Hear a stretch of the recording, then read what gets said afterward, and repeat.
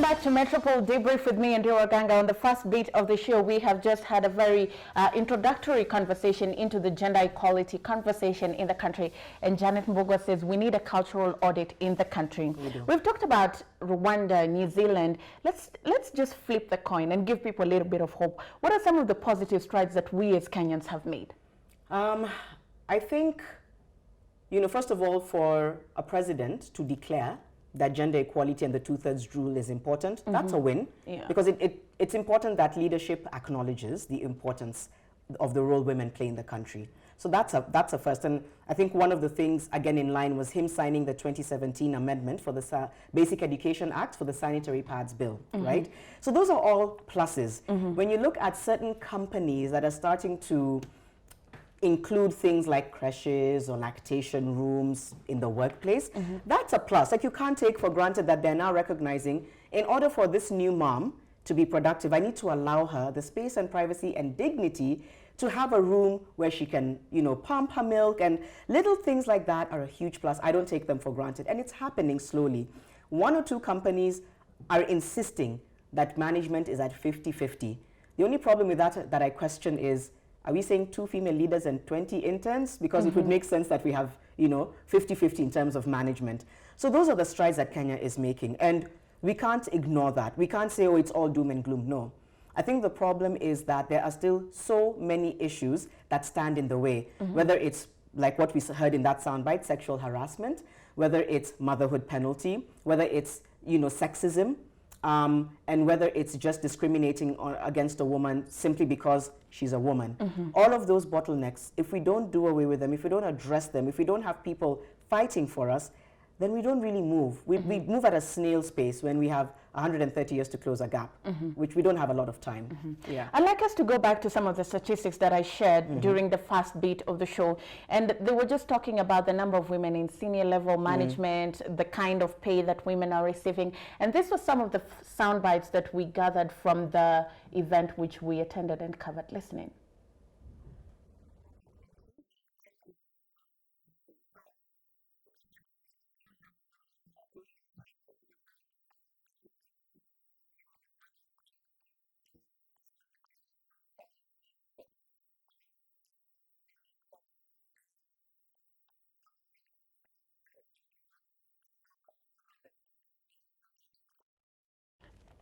It's not rocket science. Nope. Literally what she just said, and we've said it together, it's not rocket science, but it's trivialized.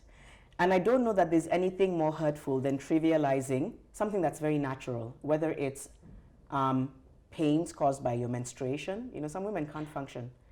That's a whole other topic, because no employer will want someone who's taking a leave of 7 days every single month. In the project I'm doing, one of the interviews is a lady saying she lost her job. This is somebody who's in the corporate space, who's doing well. But because she had a very problematic period where she was unable to function, she lost her job. And then you've heard her talk about lactation rooms and creches.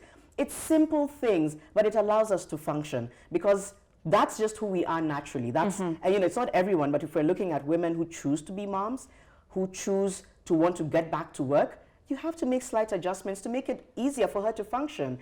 And so it's heartbreaking for that to be trivialized. And I know the law also says that every workspace is supposed to have a breastfeeding room. I can tell you, we can count the number that have it in this country. I don't even know if there's more than 10.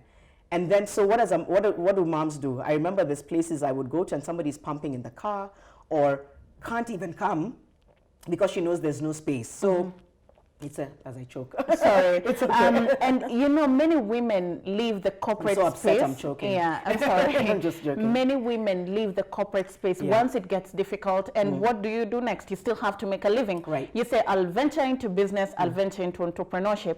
But that too comes with its challenges, like we discussed before. Things like collateral, like land, you cannot access credit. But you pool everything together, you split yourself into two, whatever money you have, you put up a product. But when it comes to access to market, it's a different story. Listening to what Mokise Kitui had to say about this.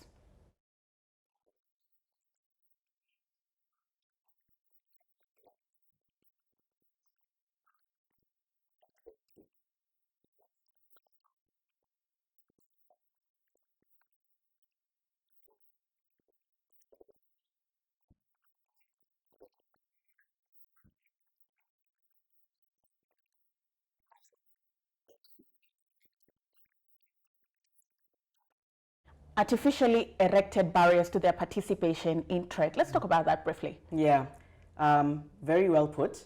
And I think, I believe what he's alluding to is, this is not something that, it's man-made. Somebody sat and said, you know, simply because I'm a man and this is a woman, I have every right to dominate her. And whatever I ask her to do in order for her to access what she needs, I will show her that she must submit. She can allow me to harass her, sexually abuse her, because I'm a man and she's a woman. There's no fact behind that. It's all ingrained, whether it's culturally, whether it's what you were exposed to, or whether it's about the fact that you don't want to know any different. Times are changing, you can't do that anymore. It's a human rights violation. And so it's glad and I'm happy when I see men being allies in these conversations, him being one of them. Be an ally, because the more allies we have in the conversation, the more we're spreading the word and saying, hey, listen, I'm a man and I'm saying this is not okay, as opposed to it becoming a woman's issue. It's an everybody's issue, which is why in the beginning I say gender equity and gender equality is about every life matters. So those artificial barriers, who is fighting for us? Yeah. Who is it? Somebody somewhere is sleeping on the job, because that kind of thing where I have to have sex with someone in order to sell my wares or be in the trade, that should be something that's addressed in the court of law. There should be penalties, there should be fines, there should be jail time. As long as that doesn't happen, it'll be perpetuated. Yeah. And you know, it is unfair to these women, because if you're in a mining field, the mining field doesn't discriminate. You're either man or woman. If you're using mercury, the diseases cut across the board. Yeah. But again, it's not seen as, so we have mining, which is one which is heavily male dominated. If I'm to reach out on another end, it's things like sports, where you have, for example, if it's, let's look at Bafana and Banyana as an example. I know we have Harambee Stars and Starlets, but there I know that, you know, simply because you are the women's team, you don't get the same allowance, but you're playing the same game. Even the Women's World Cup. Even the Women's World Cup. So it's so entrenched and ingrained in the structures and the institutions, it's actually a bit of a joke, where you have to say, can we review this? Because now we're in 2019. It may have worked 50 years ago, but why don't we look at the strides we're trying to make? Why don't we see the potential that women bring and the opportunity that women are, and say, hey, let's revise this. So mining, like you've rightfully said, whether it's in the tea plantations, all of these places where we're doing the same work, we're bringing the same thing to the table, but my gender is holding me back. Yeah. That has to be looked at again. Yeah. And you were saying some people are sleeping on their job. In Kenya, we have a gender ministry. Right. That is supposed to take care of some of these issues. We'll be crossing over to Professor Kobie's by shortly. But when you hear these leaders speak, they speak with a lot of optimism. But when you hear somebody like Mokise Kitui, who works with UNCTAD, also speak, it's like two sides of a coin, two different scenarios. Let's listen into what Professor Kobie had to say.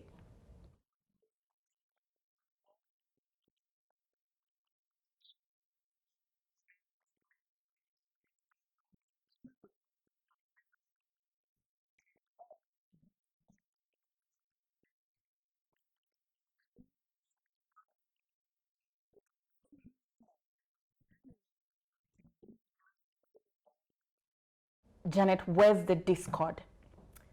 The discord is on many fronts. As I mentioned, we're great on paper, but the implementation and the stakeholders involved in implementation, sometimes it's a very narrow group. Why don't we open it up to a multi-sectoral approach, private sector, media, you know, NGO, academic. If you're only limiting it to a few people to roll it out, I feel like that's one of the biggest impediments, because you need a broader set of minds to say, hey, this is great, but in order for this to work on the ground and to reflect, maybe we need this approach. If you have a very narrow approach, you're not really making any headway. There's also that thing for burying your head in the sand. You want to look good and sound like your ministry is thriving, fair enough, but you need to be in touch and aware. And it's hard to face it when somebody says, look, this isn't moving, we're struggling. Face it and say, what can we do? There's a time I was working on a project, and there's a cabinet secretary who actually called me a few years ago and said, I know that you deal with this whole thing to do with menstrual hygiene, tell me what to do, help me. And I'm like, if only everybody could do that and say, I can see that there's certain people on the ground who in different sectors can bring something to the table to help me as a leader implement this better. Reach out for help, call more people on the table. Mainstream women, you know, women and youth, it's a tick. If you say that, oh, when I did this project and I had a task force and there was women, but they were not mainstream. Maybe the woman was the one taking minutes or serving tea. You know what I mean? What about bringing us actually on the table and asking what would work for you? How can we do better? And having a broader scope of women saying, these are the things you need to consider. Those are some of the things that you can do. Public participation, it doesn't cost much. Allow us to come on the table and say, we appreciate that you have a policy that's very robust, but in order for it to be actualized, allow us to maybe guide you on what makes sense, being that we've been on the ground for 20 years. You know what I mean? Yeah. So just engage a broader group of people. Don't always want to hog papers and the limelight, because it's something that I think it's been there for as long as I was a child watching the news. You know what I mean? Yeah. You want to shine and thrive, but it's like, that's okay. But just include us so that we can guide each other. I think that's what needs to happen. Yeah. We're almost coming to a close of this second part. The third part will be taking a look at social media and what people have to say in this conversation. However, you have an interesting book that is coming out, and we'll talk about that in the third part when we're almost winding up. But you've been very vocal about reproductive health in Kenya, menstrual health in Kenya. Right. And the president in 2017 signed a bill that was to ensure that girls get sanitary towels in school. And it's not a favor, it's just dignity to those girls, and ensuring we keep them in school and reducing teenage pregnancies and the rate of HIV infections among these teenagers. Fast forward 3 years later, almost, the reason we haven't made much headway. You have been at the forefront of this conversation. Talk to us about this. Yeah, I think I joined the conversation around 2014, and there's people who've been at it for much longer, and amazing new people still coming up and saying we need different voices and new ways of addressing this issue. So again, kudos for him signing that amendment. I think we live in a time when it's good to see a president saying, okay, this needs to happen. I know in places like Scotland as well, where period poverty exists, people don't believe, like in Scotland, there's a woman somewhere choosing between food and a pad. And in the UK and in Los Angeles. And this government's now responding and saying we need to do something. So in Kenya, there's many reasons. Again, the bureaucracy. We seem to be very attracted to bureaucracy in this country, where, again, you have these amazing policies, you have these great ideas, but whether it means I want to take something for myself and therefore it hinders what can happen on the ground, things like that happen. And it's the same with the menstrual hygiene management program. You have a budget. It still could be more, because I think it sort of goes between 300 and 400 million, which can only cover about 800,000 girls, and yet there's about 2 million who need them. And then you have this ad hoc program that says, today we're going to flag off pads for girls across Kenya, and they get pads for 2 months. Yeah. But they menstruate every month. And so after 2 months, they're back to square one. So there's a lot of bureaucracy in people wanting to hog a program and say, hiyo ni yangu, let me do the distribution, I have my people. No. The government actually needs to be so clamp down so hard on that time between we have now announced the budget, we are now allocating this budget, and we're now leaving the responsibility to these people to get it to these girls. That's the only way it can work. I was in Korogosha about 2 weeks ago, and I was speaking to a 14-year-old girl who was out of class, so smart and funny. I don't think I'll ever forget her, because I was like, I could see her future. But she's like, no, I don't have pads. And I said, how? There's supposed to be a free program. She's like, well, it doesn't exist where I am. Yeah. And I said, okay, what about your mom? She's like, my mom can't afford pads. So this is me. During my period, I stay out of school, and that's just my day-to-day. And so you can see, so I have faced the gap, because that's a girl who was saying, I can't go to school. Or we're not taught about sexual reproductive health in the classroom. So when she got her period, she was traumatized. She was 13, but she had no idea what was happening. And I'm like, but it's supposed to be taught in the syllabus. She's like, but we weren't taught. I'm telling you, my teacher didn't teach me about it. So if we're not empowering people with access to products and access to information, which is what's happening, then we're going to have more teen pregnancies, more HIV, more gender-based violence. Because I spoke to yet another girl who was saying how her friend is sexually abused by her father. Every month, if you want pads, you have to sleep with me, her biological father. And so it's because you're not being looked after by the people who are supposed to be providing you with the product. And what's really hurtful, I can see that's affected you. No, don't.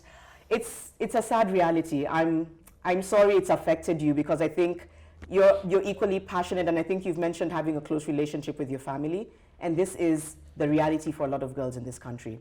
And we have to say it so that people take it seriously and realize that somewhere there's a 12, 13-year-old girl who's being violated because she doesn't have access to products.